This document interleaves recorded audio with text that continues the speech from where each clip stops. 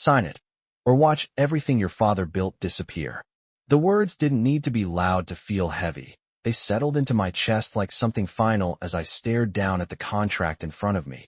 Thick paper, clean lines, my name already printed at the bottom like the decision had been made hours ago without me. My fingers tightened around the pen, but they wouldn't move. Not yet. The office smelled like polished wood and expensive cologne, the kind of place where people like me didn't belong, and definitely didn't win. I swallowed, trying to steady my breathing, trying to remember how a normal day could turn into this. One phone call, one number too big to understand. And suddenly I was here, sitting across from Daniel Hayes, a man who didn't raise his voice because he didn't have to. Everything about him already said enough. The tailored suit, the way he leaned back like time belonged to him, like I did too. It's just a contract, Emily, he said, calm, almost bored, like we were discussing something simple, something harmless. But nothing about this felt harmless. My eyes flicked to the pages again. The words blurred together, but one line stayed sharp. Marriage agreement, legally binding, non-negotiable. I let out a breath I didn't realize I'd been holding. This isn't a choice, he added, softer now. And that was worse, because it sounded like truth. My hand trembled slightly, just enough for me to notice, just enough to make me angry at myself. I wasn't weak, I wasn't supposed to be, but fear has a way of rewriting who you think you are. I forced my grip tighter on the pen, grounding myself in something real, something solid.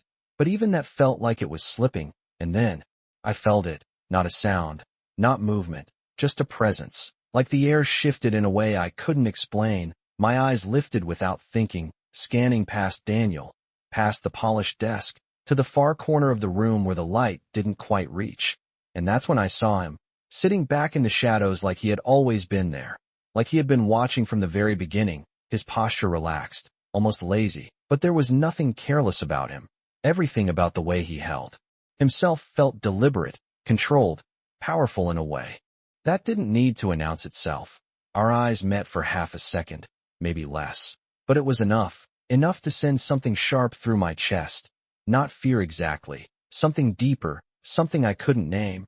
And just as quickly, he looked away, like the moment didn't matter, like I didn't matter. I blinked, unsure if I had imagined him, but the weight in the room said I hadn't. We're done wasting time. Daniel's voice pulled me back, closer now, firmer, the pen still in my hand, the contract still waiting, my name still printed at the bottom like a promise I never agreed to make. I looked down again, my reflection faint in the polished surface of the desk, and for a second, I didn't recognize the girl staring back at me. She looked smaller somehow, quieter, like she was already fading into something she couldn't escape. My chest tightened, but I didn't cry. I didn't break. I just signed. The ink flowed smoother than I expected, my name forming in one steady motion like my hand had made the decision before my mind could catch up. And the moment the pen left the paper, something inside me shifted. Not relief, not even regret, just a strange, hollow quiet, like the world had paused to see what would happen next. I set the pen down slowly, my fingers numb, my heartbeat loud in my ears. And that's when the silence broke, not with Daniel, but from the shadows behind him. A voice, low, controlled, unmistakably certain. You just signed the wrong contract. Daniel did not move at first, and that was the strangest part, because a man like him should have reacted immediately, should have snapped back control the second it slipped. But instead he just stared past me, his confidence cracking in a way that felt almost silent, like glass under pressure. I followed his gaze without meaning to, my breath catching as the man from the shadows finally stood, and the room changed, not louder, not brighter, just heavier, like something invisible had shifted into place. He stepped forward slowly, each movement unhurried, precise, the kind of control that did not need to prove itself. And suddenly the expensive office, the polished desk, even Daniel himself felt smaller, less certain. I do not remember approving this arrangement, he said, his voice calm, almost conversational, but it carried through the room like it owned every inch of it. Daniel straightened, a reflex more than a choice. This is a private agreement, he replied, but the edge in his tone had dulled, just enough for me to notice, just enough to make something inside me stir. The man's eyes flicked to the contract, then to me, and for a second, the world narrowed to that single glance, sharp, assessing, not unkind, but not gentle either, like he was reading something I had not said out loud. Private does not mean protected, he continued, stepping closer until he stood at the edge of the desk, close enough now that I could see the details, the clean lines of his suit, the quiet confidence in the way he carried himself, the kind of presence that did not ask for attention but commanded it anyway. You forced a signature under pressure, he added, his tone still even, still controlled. That makes it weak. Daniel let out a short breath, something between a laugh and disbelief. You have no authority here, he said, but it sounded rehearsed, like he was trying to convince himself as much as anyone else. The man tilted his head slightly, considering him, and there was something almost thoughtful in the gesture, which made it more unsettling, not less. Authority is not something I announce, he said quietly, and then his gaze shifted back to me, steady, unblinking. It is something you feel when it is taken away. My fingers curled slightly against the edge of the desk, the words settling into me. In a way I could not explain, because he was right. I had felt it the moment he stood, the moment the balance in the room shifted without warning. Without permission, Daniel's jaw tightened, his control slipping further. This does not concern you, he insisted. But the certainty was gone now, replaced by something thinner, something fragile. The man reached out then, not toward me, but toward the contract, his hand brushing the paper lightly, almost absent-mindedly, like it meant nothing at all. And maybe to him, it did not. Everything that happens in this city concerns me, he said, his voice lower now, quieter, but somehow more final. And then he looked at Daniel again, not with anger, not even with threat, just with quiet certainty. And you made a mistake thinking she was yours to take. The silence that followed felt louder than anything that had been said, stretching between them, pressing against my chest, making it hard to breathe. I realized then that I was still sitting, still frozen in place, like I had been waiting for someone to tell me what came next, but no one did, not Daniel, not even him. And for the first time since I walked into that office, I felt something shift inside me, small, fragile, but real, like maybe this was not the end of my story, maybe. It was just the moment everything changed, and when his eyes found mine again, there was no question left in them, only certainty, and somehow, that was more terrifying than anything else. No one told me to stand, but I did anyway, slowly, like my body was catching up to a decision my mind had not fully made yet. The chair scraping softly against the floor, the sound too small for the weight of the moment, but it grounded me, reminded me I was still here, still part of whatever this had become. Daniel watched me, with something sharp in his eyes now, not control, not confidence, something closer to calculation, like he was already adjusting, already rewriting the situation in his favor. Emily, he said, my name sounding different coming from him now, less certain, more deliberate. Do not let this distraction confuse you. Distraction. The word almost made me laugh, because nothing about the man standing beside the desk felt like something you could ignore. I did not answer. I could not, because my attention had shifted without permission, pulled toward him again. The way he had not moved much, not rushed, not pressed, just existed in a way that made everything else rearrange around him. He glanced at me briefly, just enough to acknowledge that I was no longer sitting, and something in that small recognition felt heavier than any command.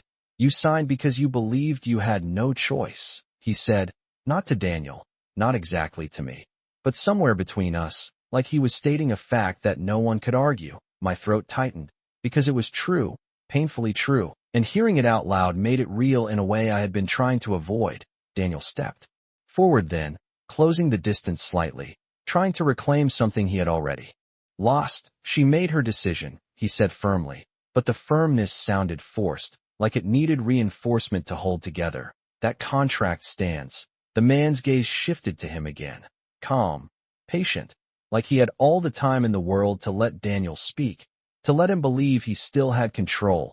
A decision made under pressure is not strength, he replied, his voice still even, still measured. It is leverage. The word lingered in the air, quiet but sharp, and I felt it settle into me, into the space where fear had been sitting for too long. Daniel exhaled slowly, his posture tightening. You are interfering in something that does not involve you, he said, and this time there was an edge, thin but present, The man did not react immediately. He simply looked at the contract again, then back at me. And for a moment, everything else faded.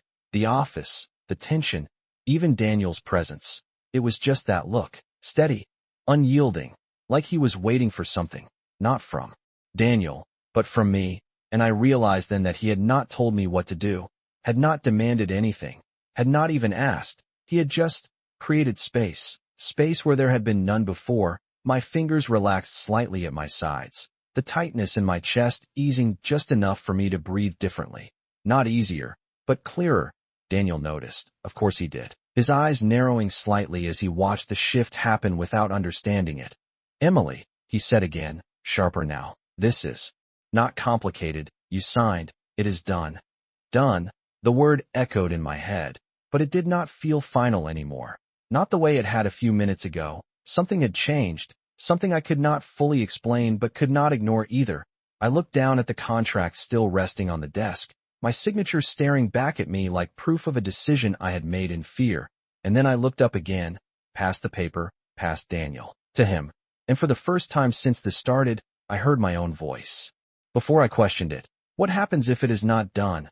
I asked, the words quiet but steady, and the moment they left my mouth, the room shifted again, not dramatically, not loudly, just enough to feel it. Daniel went still completely. Still, like he had not expected that question, like it had not even been an option. But the man, he did not look surprised at all. If anything, there was the faintest change in his expression, not quite a smile, not quite approval, something closer to recognition, like he had been waiting for that exact moment. And when he spoke, his voice was softer than before, but somehow carried more weight than anything he had said yet. "Then you stop letting other people decide who you belong to." The words stayed with me longer than they should have, echoing in the quiet space he had created, not loud, not forceful, just there, steady and impossible to ignore. And for the first time since I walked into that office, I felt something unfamiliar settle in my chest. Not fear, not panic, something sharper, clearer, like the beginning of a choice. Daniel must have felt it too because his expression shifted again, tighter now, controlled but strained at the edges. "Do not do this," he said, his voice lower, more direct, like he was trying to pull me back into the version of myself he understood, the one who signed without asking questions, the one who accepted limits without testing them. I turned my head slightly toward him, not fully, just enough to acknowledge he was still there, still part of this. But something had changed. I could feel it in the way my shoulders straightened, in the way my breathing steadied. "You said it was not a choice," I replied quietly, the words surprising even me as they came out more even than I expected. Daniel's jaw tightened, a flicker of irritation breaking through his composure. "It was not," he said quickly, too quickly. "And it still is not." But it did not land the same way anymore. Not after everything that had just happened. Not after that space had been opened and I had stepped into it without realizing. I glanced down at the contract again. The ink of my signature already dry, already permanent, but somehow it no longer felt final. It felt incomplete, like something had been missing when I signed it, something I had not been allowed to consider. And now it was here, standing a few feet away, silent but undeniable. I looked back at him, at the man who had not raised his voice once, who had not told me what to do, and yet had changed everything simply by being present. "Then explain it to me," I said, my voice steadier now, stronger in a way I had not felt before. Daniel let out a short breath, frustration creeping in. "There is nothing to explain," he replied, his tone sharpening. "You owe a debt. This resolves it. That is all." But it was not all. Not anymore. I could hear it in the way he said it, could see it in the way he avoided looking at the other man for too long. Like he knew something had shifted beyond his control. The man stepped slightly closer then, not invading, not imposing, just enough to close the distance between us in a way that felt intentional, measured. "Debts can be negotiated," he said calmly, his gaze still on me, not on Daniel. "But only when both sides have something to offer." My pulse picked up slightly, not from fear, but from the weight of what he was implying. She already offered everything. Daniel cut in quickly, his voice sharper now, almost defensive. "That signature is binding." The man's expression did not change, but something in his eyes did, something colder, more focused, Binding to you, he said, almost as if correcting a detail that had been misunderstood. Not to me. The words landed differently, heavier, like they carried meaning I had not yet fully understood. I frowned slightly, my thoughts trying to catch up. What does that mean? I asked, unable to keep the question back this time, and for a brief second, there was silence again, but it was not empty, it was charged. Waiting, the man's gaze held mine, steady, certain, like he had already decided how this would unfold long before I walked into this room. It means, he said slowly, his voice low and controlled, you settled the wrong debt. And the moment the words left him, I felt it again, that shift, deeper this time. Like the ground beneath everything I thought I understood had just moved, and suddenly the contract on the desk did not look like an ending anymore. It looked like the beginning of something I had never seen coming. The words did not make sense at first, not completely, but I felt their weight before I understood them, like something important had just been placed in my hands, and I did not yet know how to hold it. The wrong debt. I repeated quietly, more to myself than to either of them, my mind trying to catch up, trying to connect pieces that suddenly did not fit the way they had a few minutes ago. Daniel shifted beside the desk, the movement sharper now, less controlled. That is enough, he said, his voice cutting through the room with a forced authority that no longer felt solid. You are confusing her for no reason. But there was a crack in it, small but undeniable, and I heard it. I felt it. The difference between someone holding power and someone trying to keep it. I looked at him, really looked this time, past the suit, past the confidence he had worn so easily before, and for the first time I saw something else underneath, something uncertain, something that had not been there when I walked in. You said this was about my father's debt, I said slowly, choosing each word carefully, feeling them settle into place as I spoke. So, what is he talking about? Daniel's eyes flickered, just for a second. But it was enough to confirm that whatever this was, it was not as simple as he had made it seem. It is exactly what I said. He replied, more quickly now. Your father owed money. You signed to resolve it. That is all there is. But the words felt thinner now, like they were missing something essential. I turned back to the man standing beside the desk, because somehow I already knew that if there was more, it would come from him, not from Daniel. His gaze met mine without hesitation, steady, unreadable, but not closed, never closed. Like he expected me to ask, like he had been waiting for it. Your father did owe money, he said, his tone calm, factual, but not to him. The room went still again, but this time it felt different, heavier, like the truth had just entered and everything else had to adjust around it. I felt my breath catch, just slightly, as the words settled in. Not to him, I repeated. The thought in my head, trying to understand what that meant, trying to see how far this went. Daniel's posture stiffened completely now, his composure slipping in a way that was no longer subtle. You have no proof of that, he said. But the confidence was gone, replaced by something sharper, something closer to defense than control. The man did not look at him right away. He simply watched me, like my reaction mattered more than Daniel's denial. Proof is not always necessary, he said quietly, especially when the truth is already known. My fingers tightened slightly at my sides, the edges of the moment pressing in. Then who? I asked, the question leaving me before I could stop it. Because if everything I had just agreed to was built on something false, I needed to know what was real. His expression did not change, but something in his eyes shifted again, something deeper, more focused. Me, he said, and the single word landed harder than anything else, simple, direct, impossible to misunderstand. I felt the ground beneath my certainty tilt again, sharper this time. Because this was no longer just confusion, this was something else entirely, something bigger, something I had not even considered. I glanced back at the contract on the desk, my signature still there, still binding to something, but now I did not know what that something was anymore. And when I looked back at him, at the man who had just claimed the debt I thought I had resolved, I realized with a sudden, quiet clarity that this was not about escaping anymore. It was about understanding what I had just stepped into, and whether I had ever really had a choice at all. The words stayed in the air long after he said it. Simple, quiet, but impossible to ignore. Me. I felt it settle into my chest in a way that made everything else blur for a second. The office, the desk, even Daniel standing just a few feet away. It all faded behind that single truth.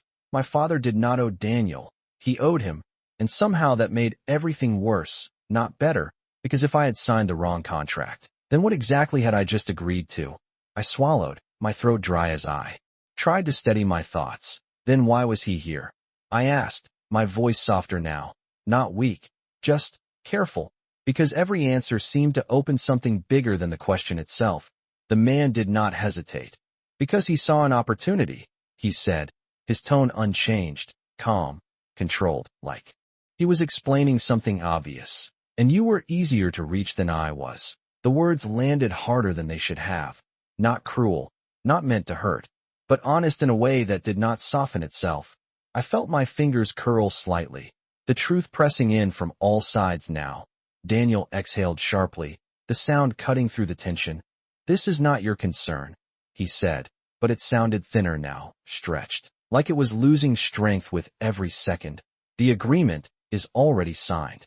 The man finally looked at him again, and this time there was something different in his gaze. Not anger, not even irritation, just a quiet finality. An agreement built on the wrong premise does not hold, he said, each word measured, deliberate, like he was placing them exactly where they needed to land. Daniel shook his head slightly, his composure slipping further. You cannot just walk in and rewrite terms that do not involve you, he insisted, but even he seemed to hear the weakness in that statement now. The man did not respond immediately. He simply reached for the contract again, lifting it from the desk with a calm that felt almost casual, like the paper itself carried no weight to him at all. But it did. It carried everything for me. My name, my decision, my fear, all pressed into ink that could not be undone.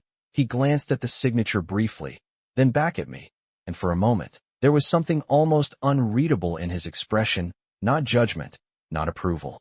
Something closer to understanding, like he knew exactly what it had taken for me to sign it. You tried to solve a problem that was never yours alone, he said quietly, and something in my chest tightened at that, because it was true. I had taken it on, all of it, without asking who else was involved, without questioning why it felt so final. Daniel stepped forward again, more urgently this time, like he could still pull control back if he moved fast enough. Give that back, he said, his voice sharper now, the edge no longer hidden. But the man did not even look at him, his attention still on me, still steady. You thought this ended your father's debt, he continued, his voice low but clear. But it did not. My breath caught slightly, because I already knew what he was going to say next, even before he said it. I could feel it forming in the space between us. It just changed who holds it.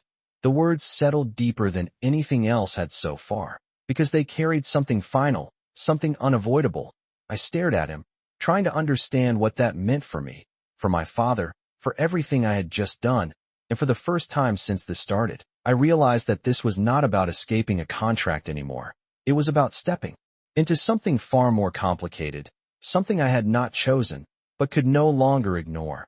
And when he finally shifted his gaze fully back to me, there was no hesitation left in it, only certainty, like whatever came next had already been decided long before I walked into that room. Now, he said quietly, we decide what you are worth to it. The question lingered longer than anything else he had said, not loud, not demanding, but impossible to ignore. What you are worth to it. I felt it settle into my chest like a weight I had not agreed to carry. My fingers tightened at my sides, not out of fear this time, but something sharper, something closer to resistance, because for the first time since this started, I realized something that had been buried under everything else. I was still here, still standing, still able to answer. I am. Not something you calculate, I said, the words coming out steadier than I expected, and the moment they left my mouth, the silence shifted again, not tense, not fragile, something different, something almost balanced. Daniel let out a short, disbelieving breath, like he had not expected me to speak at all, let alone like that. You do not get to decide that, he said quickly, trying to step back into control. But it did not land the same way anymore, not after everything that had already changed. I did not look at him, not this time, because somehow I already knew that whatever mattered now was not coming from him. It was coming from the man still holding the contract like it meant nothing and everything at the same time. He watched me for a moment, longer than before, his gaze steady, measuring, but not dismissive, never dismissive. And then, something in his expression shifted, subtle but real, like a decision had been confirmed, not made, just recognized. Good, he said quietly, and the word was simple, but it carried something unexpected, not approval, not praise, something closer to acknowledgement, like I had just stepped into something he had been waiting to see. Daniel's composure snapped a little further at that. This is not a conversation, he said sharply. The control he once held now clearly slipping through his fingers. The contract is signed. It stands. But even as he said it, his eyes flicked to the paper in the other man's hand, like he already knew it no longer carried the same weight. The man glanced down at the contract again, then back at Daniel, and for the first time, there was the faintest edge to his calm, not loud, not aggressive, just final. It stands where I allow it to, he said, and the words did not need emphasis. They settled into the room like something already decided. Daniel went still, completely still, like he had reached the limit of what he could argue, what he could push. And for the first time since I met him, he looked smaller, not physically, but in presence, in certainty, like the space around him no longer belonged to him. I let out a slow breath I did not realize I had been holding, my focus returning to the man in front of me, because everything now seemed to lead back to him, to whatever decision he was about to make. So what happens now? I asked, the question quieter than before, but not uncertain. Not anymore. He held my gaze without hesitation, and there was something different in it now, something that had not been there when I first noticed him in the shadows, not softer, not warmer, but clearer, like whatever role I had in this had just shifted into something more defined. Now, he said, his voice low, controlled, carrying that same quiet authority that had changed everything the moment he stepped forward. You stop being the answer to someone else's problem.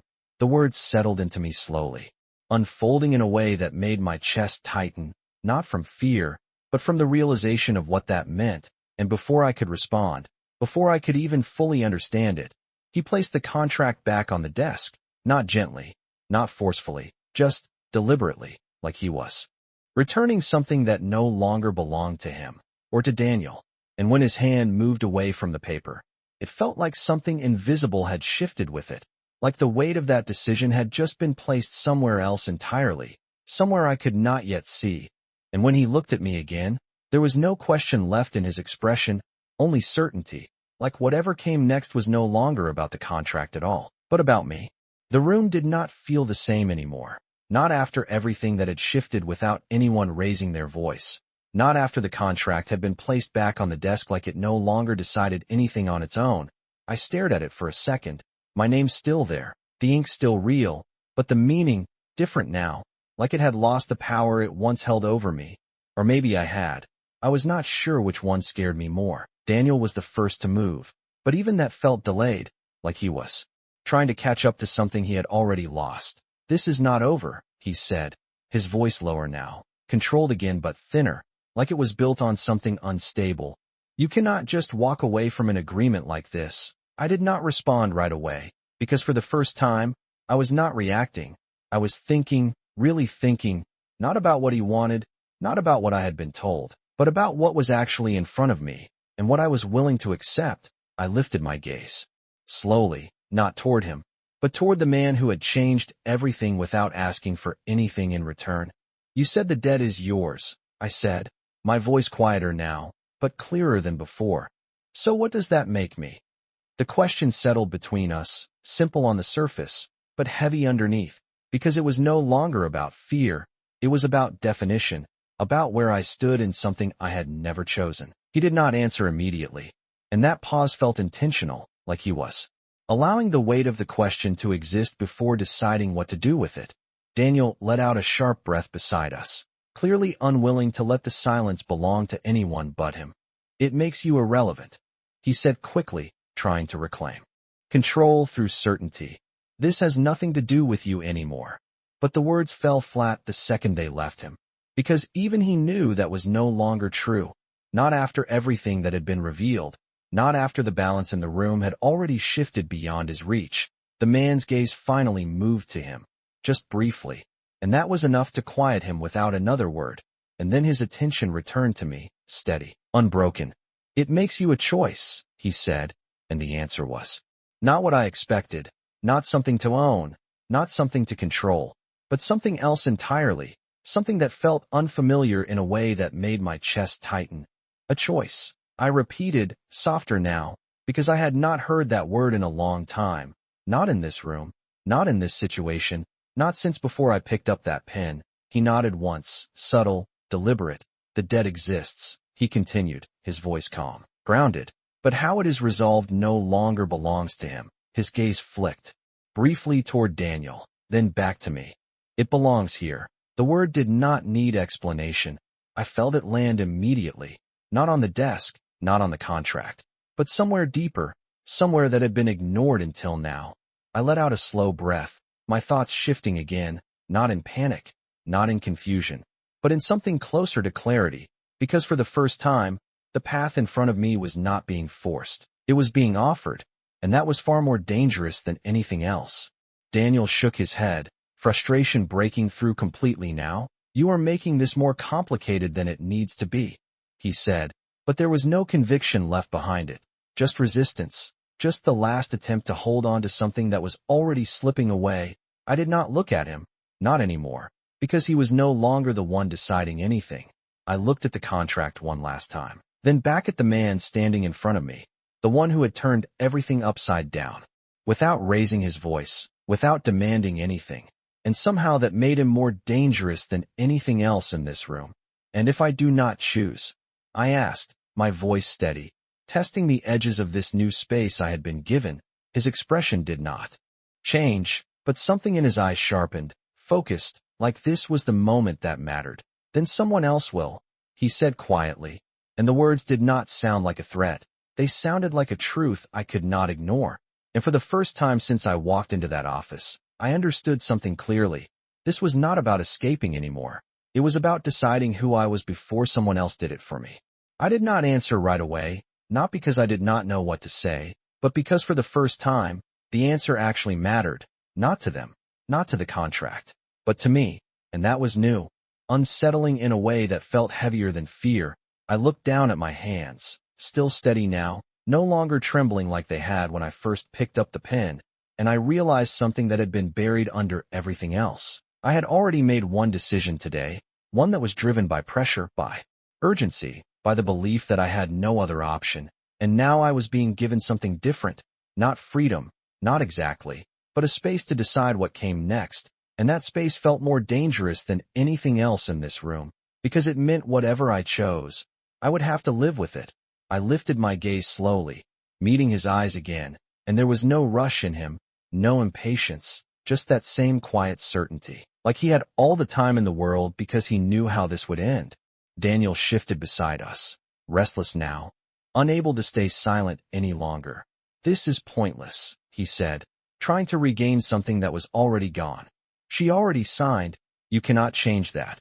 I did not look at him, because his words no longer carried the same weight, not after everything that had been revealed, not after I understood that the paper on the desk was not the only thing defining this moment. I stepped forward instead, closing the small distance between me and the desk, my fingers brushing lightly against the edge of the contract, not to claim it, not to reject it, just to acknowledge that it was still part of this, still part of what I had done.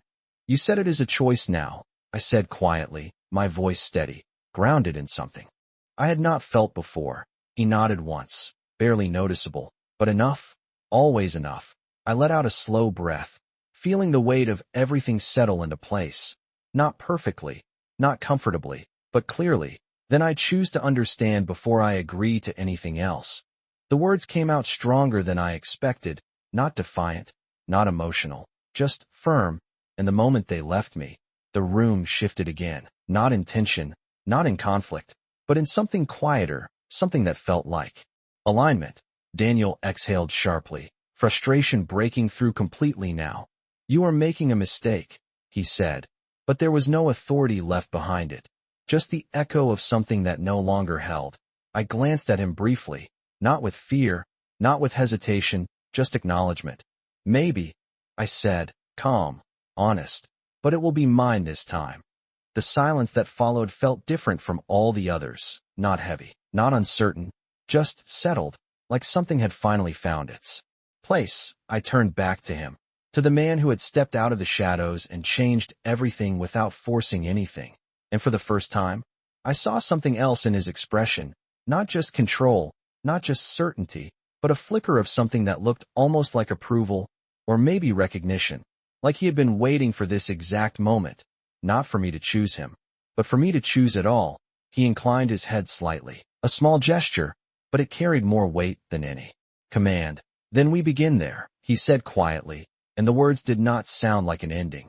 They sounded like the opening of something much larger, something I had not seen coming, something I was now standing in the middle of whether I was ready or not. I glanced once more at the contract on the desk, my signature still there, still real, but no longer the thing that defined me. And as I stepped back, away from it, I realized something that settled deep in my chest, steady and undeniable. I had walked into that room believing I was signing away my life. But somehow, without even noticing when it happened, I had taken it back, and now I had to decide what to do with it.